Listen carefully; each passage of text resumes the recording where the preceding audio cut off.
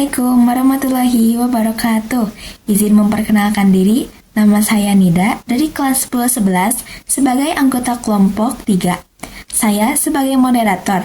Anggota kelompok 3 yaitu yang pertama Kila, Nida, Yusron, Nafila, Naira, Satria, dan Aldi.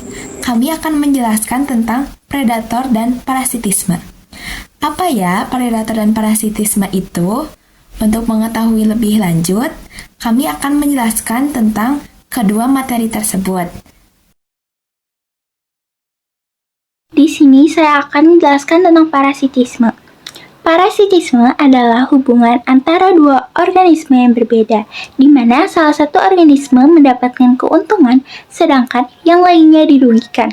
Organisme yang mendapatkan keuntungan disebut dengan parasit, sedangkan yang dirugikan disebut inang. Parasit yang hidup pada inang pada simbolis parasitisme dibedakan menjadi dua jenis parasitisme, yakni ektoparasitisme dan entroparasit. Kedua jenis simbolis parasitisme ini memiliki hidup yang berbeda. Ektoparasit adalah parasit yang hidup menempel pada tubuh inangnya dan mengambil zat-zat makanan dari luar manusia. Adapun endoparasit adalah parasit yang hidup dalam tubuh inangnya. Contohnya simbiosis parasitisme ektoparasit kutu pada rambut manusia dan pinjal pada kucing. Contoh simbiosis parasitisme entroparasit cacing tambang usus halus manusia, cacing hati pada saluran empedu, dan cacing pita pada daging sapi. Predator merupakan hewan yang dimana memakan hewan lain sebagai mangsanya, baik itu mangsanya lebih kecil ataupun lebih besar daripada jenis predatornya. Hal ini ataupun tindakan ini disebut dengan predasi.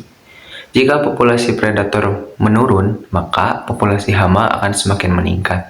Hal ini akan menjadi dampak buruk bagi manusia, apalagi bagi para pihak petani. Secara keseluruhan, predator dibagi menjadi 5 faktor, yaitu teknik berburu, jenis mangsa, ukuran tubuh, habitat, dan peranan dalam ekosistem.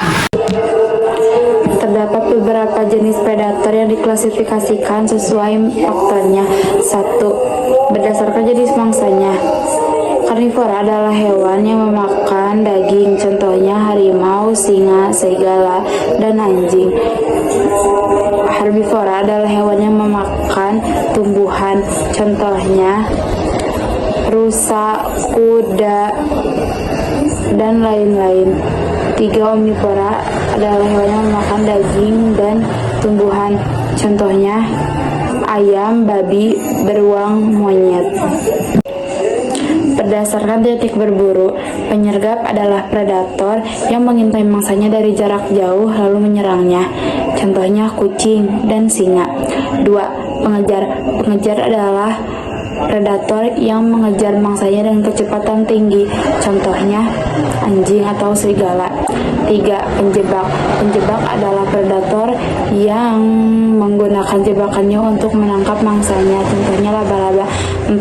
Pengintai adalah predator yang mengintai mangsanya dari jarak jauh secara diam-diam lalu menyerangnya ketika mangsanya lengah, contohnya burung hantu dan kucing. Selanjutnya, predator berdasarkan ukuran tubuhnya. Yang pertama, ada predator besar.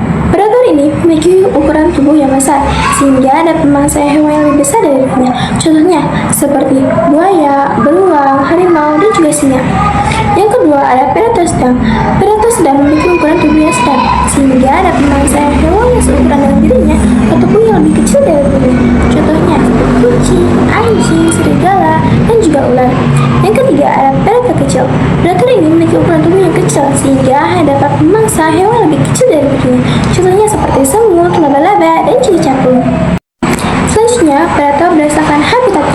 Yang pertama, ada predator darat. Tentunya, predator ini hidup di darat, seperti anjing, kucing, serigala, harimau, dan juga singa. Yang kedua, ada predator air. Predator ini hidup di air, seperti hiu, paus, berang-berang, dan juga buaya. Yang ketiga, ada predator udara. Predator ini sudah pasti hidup di udara, seperti elang, burung alap-alap, dan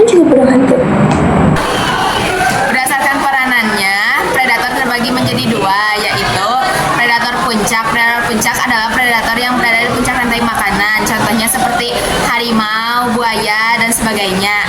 Lalu yang kedua yaitu mesopredator. Mesopredator adalah predator yang berada di tengah rantai makanan, seperti kucing, anjing, dan sebagainya. Jadi kesimpulannya yaitu predasi dan parasitisme yaitu interaksi antara organisme yang merugikan salah satu organisme lainnya. Perbedaannya terletak pada cara membunuhnya. Untuk predasi, dia membunuh mangsanya secara langsung. Sementara parasitisme, dia membunuh mangsanya secara tidak langsung, yaitu dengan cara menyerap nutrisi melewati inang mangsanya. Sekian dari kelompok kami. Saya Nida sebagai moderator, izin undur diri. Mohon maaf apabila kata yang tidak berkenan. Wassalamualaikum warahmatullahi wabarakatuh.